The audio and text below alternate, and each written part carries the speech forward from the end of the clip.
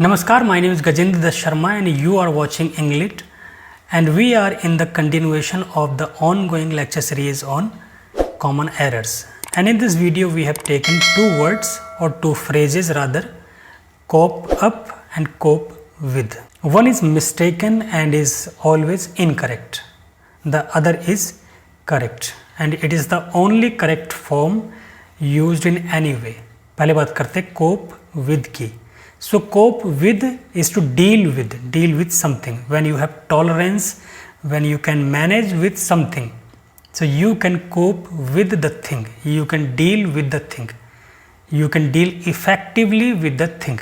So it is cope with. Sometimes we can even say I cannot cope instead of I cannot cope with. So with is understood in that way. However, cope up is no structure at all. Cope up nothing.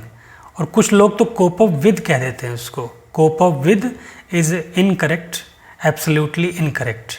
In fact, cope up does not exist. Cope up with does not exist.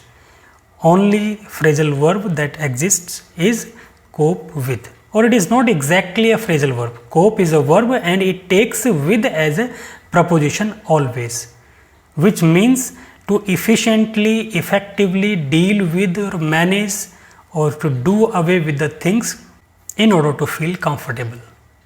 So to cope with the stress, to cope with the difficulty, to cope with the pressure, to cope with the difficult situation, to cope with the difficult people. So when you handle, when you manage efficiently, it refers to deal with or cope with rather than cope up. So next time when you use cope, so use cope with rather than cope up. Cope up is no structure at all. Thank you. So I hope you understood the difference and now you can use them clearly or you can identify their use clearly. And if this video has been able to successfully clear your doubts, so like it, share it among your friends and subscribe to the channel. Thank you so much.